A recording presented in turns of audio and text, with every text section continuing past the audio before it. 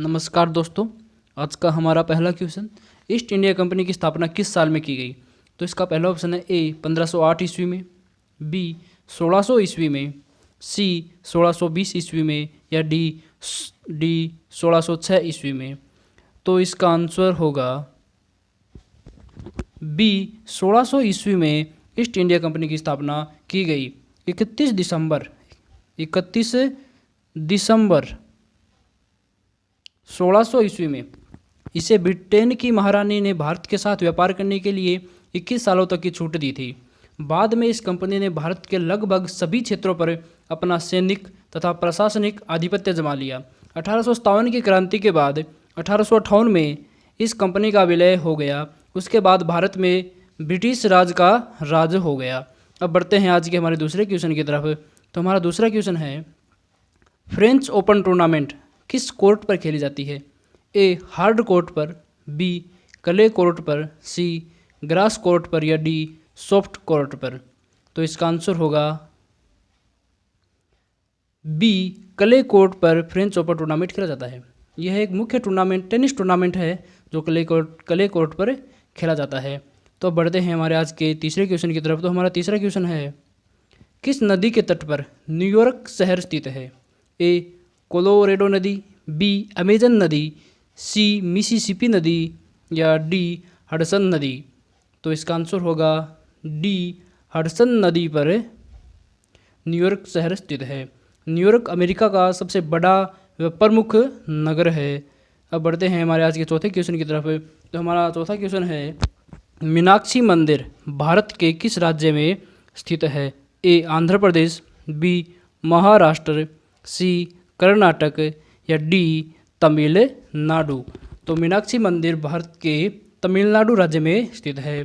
तमिलनाडु के मदुरई नगर में स्थित एक ऐतिहासिक मंदिर है जो यह हिंदू देवता शिव एवं उनकी पत्नी या भार्या देवी पार्वती दोनों को समर्पित किया गया है।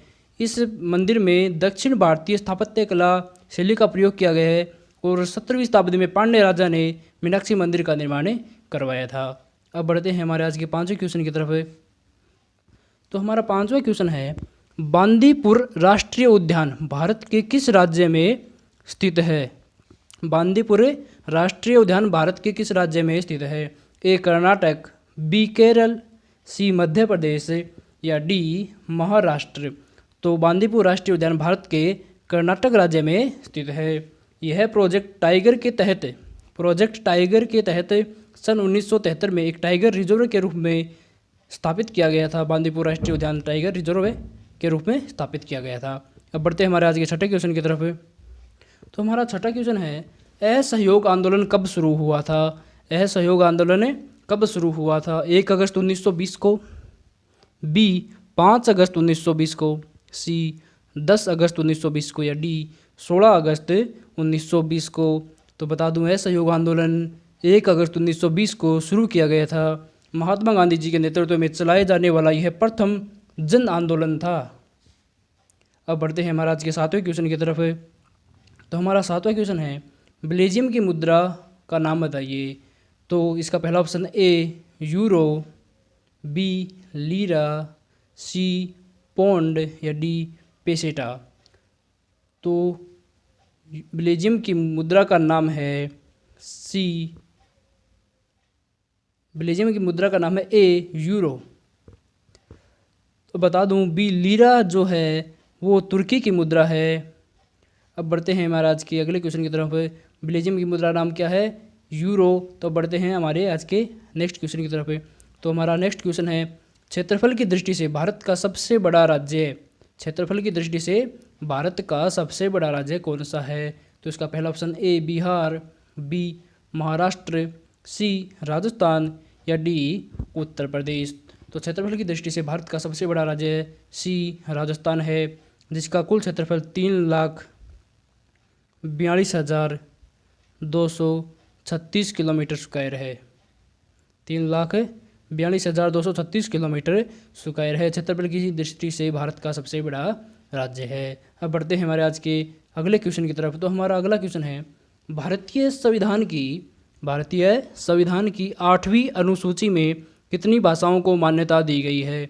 तो पहला ऑप्शन है ए 16 भाषाओं को, बी 20 भाषाओं को, सी 14 भाषाओं को, या डी 22 भाषाओं को। तो भारतीय संविधान की 8वीं अनुसूची में 22 भाषाओं को मान्यता दी गई है। कितनी भाषाओं को? डी 22 भाषाओं को मान्यता दी गई है। अब बढ़ते हैं हमारे आज के अंतिम क्वेश्चन की तरफ।